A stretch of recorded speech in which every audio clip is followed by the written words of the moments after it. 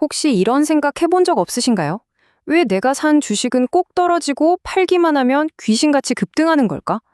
정말 수많은 투자자들이 이 질문 앞에서 좌절하는데요. 주식시장에 살아있는 전설 윌리엄 오닐은 수십 년간의 데이터를 탈탈 털어서 그 해답을 찾아냈습니다. 오늘 그의 명저 최고의 주식 최적의 타이밍에 담긴 그 비밀 병기, 바로 캔슬림 시스템을 슬라이드와 함께 아주 속 시원하게 파헤쳐 보겠습니다. 이야, 시작부터 정말 강력한 한마디죠. 보통 우리는 이 회사는 기술력이 뛰어나니까 이 브랜드는 정말 탄탄하잖아. 뭐 이런 이유로 주식을 사잖아요. 근데 오닐이는 그런 것들이 주가 상승을 절대로 보장하지 않는다고 아주 단호하게 말합니다. 그에게 중요했던 건 우리의 생각이나 믿음 같은 게 아니었어요. 오직 시장에 참여한 수많은 사람들의 돈이 만들어내는 객관적인 가격의 움직임, 그거 하나뿐이었습니다. 바로 이 한 문장이 그의 모든 투자 철학을 꿰뚫는 핵심이라고 할 수 있습니다. 오늘 우리는 바로 이 6가지 단계를 차근차근 밟아가면서 오늘의 투자 시스템을 하나의 완벽한 무기로 만들어 볼 겁니다. 먼저 그의 단단한 철학을 이해하고요.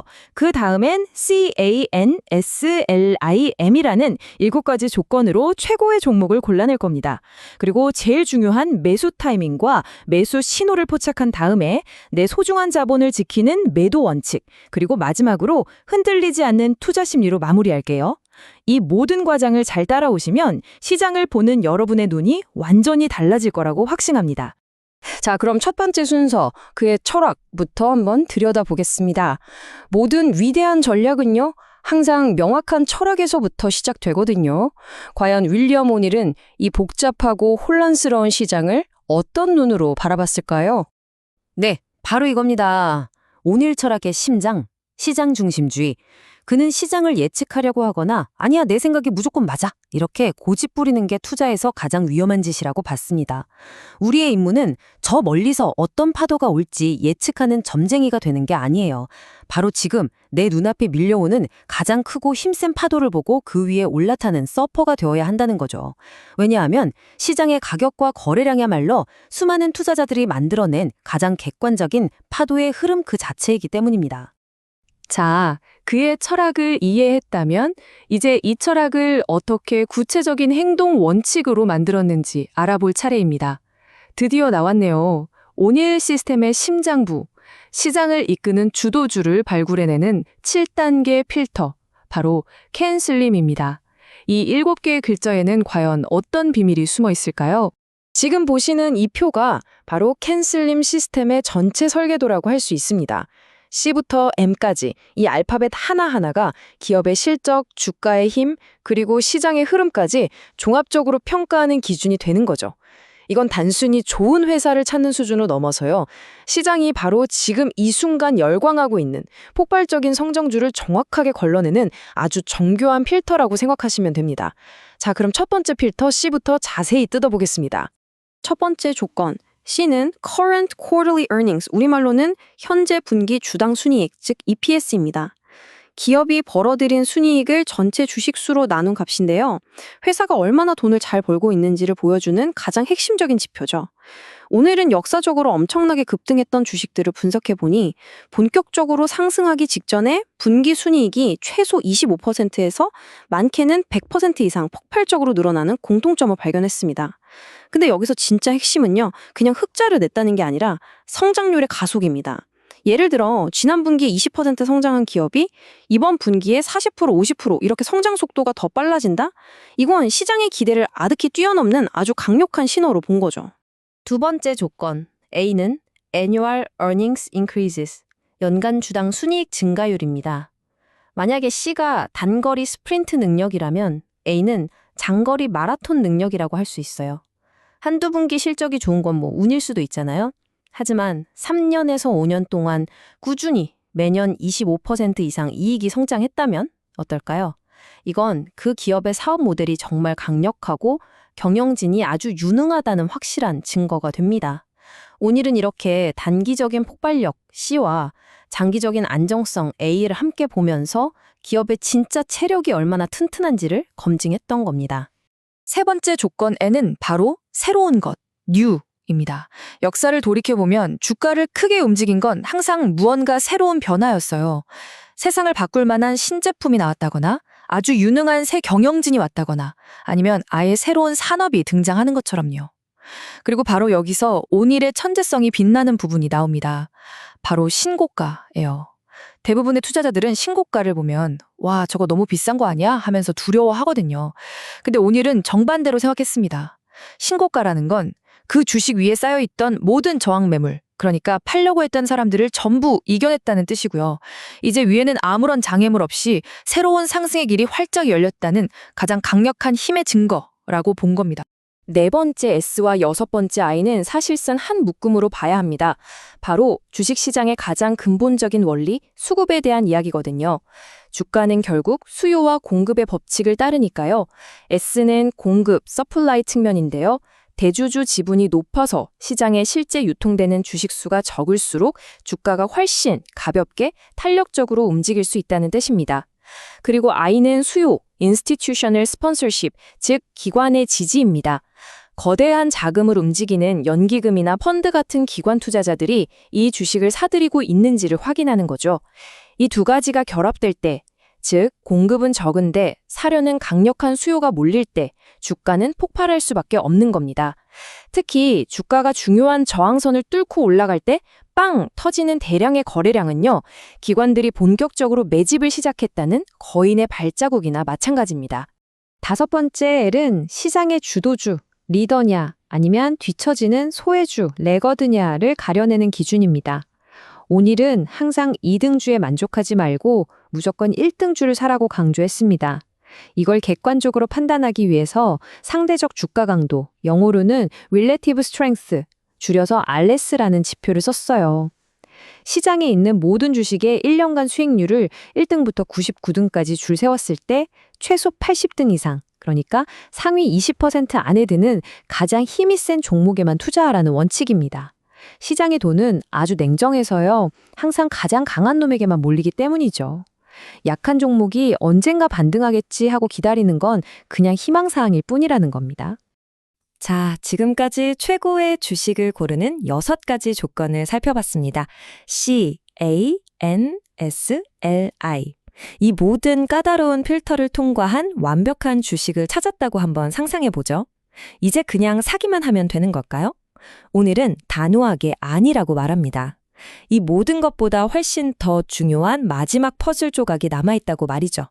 바로 켄슬림의 마지막 글자, M입니다. M은 바로 시장의 방향, 마켓 디렉션입니다. 아무리 완벽한 조건을 갖춘 최고의 주식이라도 시장 전체가 와르르 무너지는 약세장에서는 결국 함께 하락할 확률이 4분의 3, 무려 75%나 된다는 겁니다.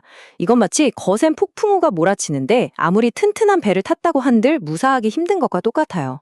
시장이라는 거대한 파도에 맞서 싸우려고 하지 말고 그냥 파도의 방향을 따르라는 거죠. 그래서 오늘은 시장의 하락 추세일 때는 아예 매수를 멈추고 현금을 쥐고 있는 게 가장 현명한 전략이라고 몇 번이고 강조했습니다. 그럼 시장이 위험하다는 신호는 대체 어떻게 알 수 있을까요? 오늘은 매물 분산일이라는 아주 기가 막힌 개념을 제시했습니다. 어제보다 거래량은 확 늘었는데 주가 지수는 오히려 하락하거나 거의 오르지 못한 날을 말해요. 이건 겉보기에는 그냥 평범한 하루 같지만 물밑에서는 똑똑한 기관 투자자들이 대량으로 주식을 팔아치우고 있다는 아주 강력한 경고등입니다. 이런 날이 2의 3주라는 짧은 기간 안에 4-5번 이상 나타나면 아, 시장의 꼭지가 가까워졌구나 판단하고 현금 비중을 늘리면서 몸을 사려야 한다는 거죠. 반대로 길고 지루했던 하락장이 끝나고 새로운 상승장이 시작되는 신호는 바로 팔로스루 데이입니다. 시장이 바닥을 찍고 반등을 시도한 지 4일에서 7일째 되는 날 갑자기 거래량이 폭발적으로 늘면서 지수가 1.5% 이상 아주 강하게 치고 올라가는 날이죠. 이건 기관들이 이제 때가 왔다 하면서 다시 시장에 돈을 쏟아붓기 시작했다는 출발 신호탄과 같습니다. 바로 이 신호가 나와야만 비로소 우리는 다시 최고의 주식을 찾아 매수를 시작할 수 있는 명확한 허가를 받은 셈이 되는 겁니다. 자, 이제 시장이 상승세라는 초록불까지 확인했습니다. 그럼 우리가 그토록 공들여 찾아낸 최고의 주식을 도대체 언제, 어느 가격에 사야 할까요? 시장의 방향이 확인됐다면 이제는 개별 종목의 정확한 매수 지점, 즉 타점을 찾아야 합니다. 오늘은 주가 차트를 수많은 투자자들의 심리가 고스란히 그려낸 보물지도라고 생각했어요. 그리고 특정 패턴이 완성되는 지점에 바로 보물을 숨겨져 있다고 봤죠. 오늘이 수십만 개의 차트를 분석해서 찾아낸 가장 유명하고 신뢰도 높은 패턴이 바로 이 손잡이가 달린 컵 모양입니다. 이 패턴은요, 주가가 한번 크게 상승한 뒤에 일정 기간 동안 조정을 거치면서 에너지를 꽉 응축하고 다시 한번 폭발적인 상승을 시작하기 바로 직전의 모습을 보여주는 거예요. 성급하게 따라붙었던 투자자들을 전부 털어내고 진정한 상승을 준비하는 아주 건강한 숨고르기 과정인 셈이죠. 이 패턴은 크게 세 단계로 이루어집니다. 첫째, 컵의 몸통 부분인데요. V자 모양으로 급락했다 급등하는 것보다는 U자 모양으로 완만하게 바닥을 다지면서 불안정한 매물들을 차분히 소화하는 게 훨씬 좋습니다. 둘째, 컵의 오른쪽 위에 아주 작은 손잡이를 만듭니다. 이때 정말 중요한 건 거래량이 눈에 띄게 확 줄어야 한다는 거예요. 이건 이제 더 이상 팔 사람이 남아있지 않구나 하는 아주 긍정적인 신호입니다. 그리고 마지막으로 바로 이 손잡이의 고점을 평소보다 훨씬 많은 압도적인 거래량과 함께 뚫고 올라가는 바로 그 순간, 그곳이 바로 오늘이 말하는 최적의 매수 지점, 즉 피봇 포인트가 되는 겁니다. 자, 이제 최고의 주식을 최적의 타이밍에 사는 법까지 모두 알아봤습니다. 하지만 축구에서도 아무리 공격을 잘해도 수비가 약하면 이길 수 없잖아요. 투자도 똑같습니다. 오늘은 수익을 내는 것보다 내 소중한 자본을 지키는 게 비교도 안 될 만큼 훨씬 더 중요하다고 강조합니다. 그의 철통 같은 수비 원칙은 과연 무엇일까요? 이것이 바로 오늘의 시스템 전체를 통틀어 단 하나, 절대로 타협할 수 없는 가장 중요한 규칙입니다. 바로 내가 산 가격에서 7%에서 8% 하락하면 그 어떤 이유도 변명도 되지 말고 기계처럼 손절매하라는 겁니다. 주가가 8%나 떨어졌다는 건 내 예상이 틀렸거나 혹은 시장에 내가 모르는 아주 나쁜 일이 생겼다는 객관적인 증거예요. 여기서 조금만 더 기다리면 오르겠지 하는 감정이나 미련은 파산으로 가는 지름길일 뿐이라고 그는 경고합니다. 왜 그렇게까지 손절을 강조했을까요? 이 슬라이드가 그 이유를 아주 명확하게 보여줍니다. 손실의 수학은요, 정말 무섭도록 비대칭적이에요. 10% 손실이 나면 11%의 수익만 내면 원금을 복구할 수 있지만 만약 50% 반토막 손실을 입으면 원금을 회복하기 위해서 무려 100%의 수익을 내야 합니다. 거의 불가능한에 가깝죠. 작은 손실을 빨리 끊어내는 것은 실패가 아닙니다. 다음 경기에 다시 뛸 수 있는 기회를 잡기 위해 내는 아주 저렴한 보험료를 내는 것과 같습니다. 드디어 마지막 단계입니다. 우리는 최고의 시스템과 원칙을 모두 배웠습니다. 완벽한 공격 전략과 철통 같은 수비 원칙까지 갖췄죠. 하지만 오늘은 결국 투자의 성공과 실패는 이런 기술이 아니라 이 원칙들을 끝까지 지킬 수 있는 심리적 규율에 달려있다고 말합니다. 다시 말해 가장 약한 고리는 바로 우리 자신이라는 뜻이죠. 지금 보시는 이 표는 오닐이 지적한 투자자들이 가장 흔하게 저지르는 치명적인 실수들입니다. 한번 스스로에게 솔직하게 질문해 보세요. 나는 손절매 원칙을 무시하고 그냥 기도한 적은 없는가? 주가가 떨어질 때 싸다고 생각해서 더 사지는 않았는가? 이게 바로 물타기죠. 신고가를 기록하는 주식이 왠지 두려워서 2등, 3등주를 사지는 않았는가?